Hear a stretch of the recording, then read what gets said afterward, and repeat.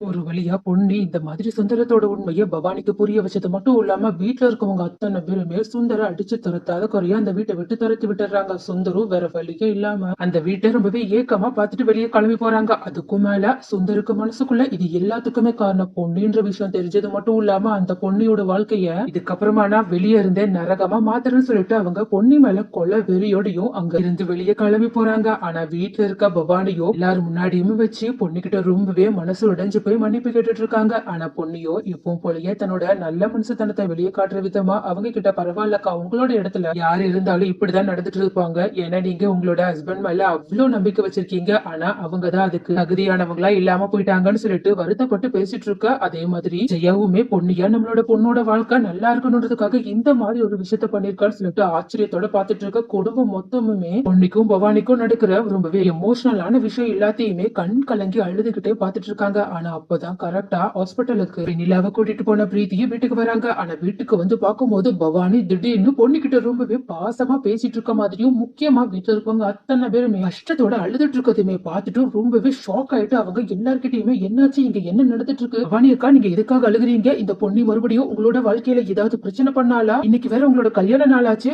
சுந்தரனா உங்களை வெளியே கூட்டிட்டு போறதா இருந்துச்சு, சுந்தரனா எங்க, அவங்களுக்கு என்னாச்சுன்னு சொல்லிட்டு கேட்க. ஆனா பவானியோ இதுக்கு மேல அந்த ஆளை பத்தி என்கிட்ட ஒரு வார்த்தை கூட கேட்காத பிரீத்தின்னு சொல்லிட்டு அவங்க மேல இருக்க வெறுப்ப வெளிக்காட்ட. அப்ப இதை பார்த்துட்டு ஷாக்கான பிரீத்தியும் உடனடியா இதுக்கு பொன்னிதான் காரணம்னு சொல்லிட்டு, பொன்னி நீ இந்த வீட்டை என்ன பண்ணி வச்சிருக்க, சுந்தரனா மேல ஏற்கனவே நீ அவ்வளவு பெரிய பழிய போட்டு எல்லாரையுமே நம்ப வைக்க ட்ரை பண்ண, ஆனா அதை யாருமே நம்பலன்னா உடனே நீ வேற ஏதாவது திட்டம் போட்டு வீட்டுல இருக்கவங்க அத்தனை பேருமே சுந்தரனாவை வெறுக்கிற மாதிரி ஏதாவது பண்ணிட்டியா, என்ன என்னடி பண்ண என்னோட குடும்பத்தை கேட்க. உடனே இதை கேட்ட பொன்னியும் செம்ம கோபத்தோட பிரீத்தி கிட்ட, பிரீத்தி பேசுறத கொஞ்சம் பார்த்து பேசு, இது உன் குடும்பம் கிடையாது என் குடும்பம், அது மட்டும் இல்லாம இங்க என்ன நடந்துச்சுன்ற விஷயம் தெரியாம தேவையில்லாம இங்க வந்து இப்படி கத்திக்கிட்டு இருக்காத, அதுக்கும் மேல நீ இந்த வீட்டுல ஒரு கெஸ்ட்ன்றத மறந்துடாத, சோ எங்களோட குடும்ப விஷயத்துல நீ தலையிடக்கூடாதுன்னு சொல்லிட்டு அவங்கள அடக்க பார்க்க. ஆனா பிரீத்தியும் எப்படி இருந்தாலும் பொண்ணி எவ்வளவு கேவலமானவன்றதை எல்லாருக்குமே நம்ம தான் நிரூபிச்சுட்டுமே, இதுக்கப்புறமா நம்ம ஏன் அடங்கி போக்கணும்னு சொல்லிட்டு பொண்ணிக்கிட்ட நிறுத்து பொண்ணி, நீ இந்த வீட்டுக்குள்ள எப்படி வந்தன்ற விஷயம் தான் இங்க இருக்கவங்க எல்லாருக்குமே தெரிஞ்சிருச்சு, இதுக்கப்புறமாவும் இதெல்லாம் உன் குடும்பம்னு சொல்லிட்டு இருக்காது, சொல்ல போனா இது என்னோட குடும்பமா ஆக வேண்டியது, இப்ப ஆகலனாலும் நீ கண்டிப்பா இந்த வீட்டை விட்டு போனதுக்கு அப்புறமா ஆகிடும்னு சொல்லிட்டு அவங்களோட மனசுல இருக்கிறத கடுப்போட வெளிப்படுத்த.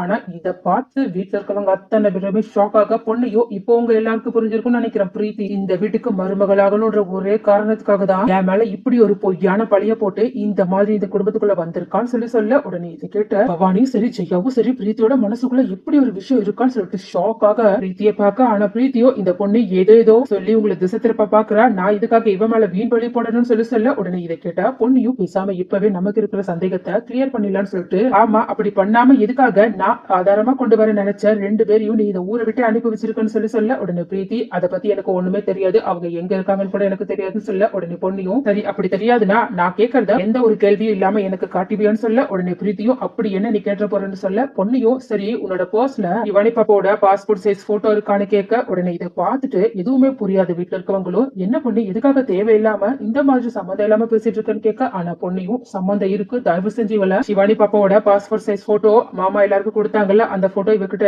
இருந்தா காட்ட சொல்லுங்க, அப்படி இல்லன்னா என்னோட சந்தேகம் உண்மைன்றதை உங்களுக்கு இப்பவே நான் நிரூபிச்சு காட்டுன்னு சொல்ல. உடனே பிரீத்தியும் ரொம்பவே கோபமா அவங்களோட பர்ஸ்ல இருக்க அந்த போட்டோவை எடுத்து காட்ட. உடனே இதை பார்த்த உடனே பொண்ணி அப்பனா இதுக்கு பின்னாடியும் சுந்தர் தான் இருக்காங்கன்றத கன்ஃபார்மே பண்ணிடுறாங்க. அதுக்கும் மேல இந்த விஷயத்த அவங்க வீட்டுல இருக்கவங்க அத்தனை பேர் முன்னாடியுமே உடைக்க. உடனே இதை கேட்டுட்டு அதிர்ச்சியில பிரீத்தி முதற்கொண்டு எல்லாருமே நின்றுட்டு இருக்காங்க. அதுக்கும் மேல பவானி மனசு உடைஞ்சு போய் அப்பனா பொன்னியோட வாழ்க்கைய கெடுத்தது என்னோட புருஷன் தானான்னு அழுக ஆரம்பிக்கிறது மட்டும் இல்லாம பொண்ணுகிட்ட தயவு செஞ்சு என்ன மன்னிச்சிரு பொண்ணுன்னு சொல்லிட்டு கேட்க ஆரம்பிக்கிறாங்க. ஆனா பிரீத்தியோ நீங்க எதுக்காக இந்த பொண்ணு சொல்றது எல்லாத்தையும் நம்பிட்டு இருக்கீங்க, கண்டிப்பா சுந்தரண்ணா அப்படி பண்ணிருக்க வாய்ப்பே கிடையாது, இவ ஏதோ நாடகமாடி எல்லாரும் முன்னாடியுமே சுந்தரண்ணாவை கெட்டவங்கன்னு சொல்லிட்டு நிரூபிக்க பாக்குறா, தயவு செஞ்சு இவ்வளவு நம்பாதீங்கன்னு சொல்ல. ஆனா பொண்ணையும் பிரீத்தியும் சுந்தரண்ணாவால இந்த விஷயத்துல ஏமாத்தப்பட்டிருக்காங்கன்றத அவங்களோட பேச்சுல இருந்தே கண்டுபிடிச்சு சுந்தரண்ணா அதாவது அந்த ஆளு எவ்வளவு கேவலமானவங்கன்றத காட்டுறதுக்காக அந்த வீடியோவை எடுத்து பிரீத்தி கிட்ட காட்ட. உடனே பிரீத்தியும் அதிர்ச்சியில நின்றுட்டு இருக்கிறது மட்டும் இல்லாம அப்பனா நம்ம பொண்ணிய பத்தி தப்பா யோசிச்சுட்டு இருக்கோமா, இதை என்னால கொஞ்சம் கூட நம்பவே முடியலன்னு சொல்லிட்டு நின்றுட்டு இருக்க. ஆனா இதை பார்த்த சக்தியும் செம்ம ஆத்திரத்தோட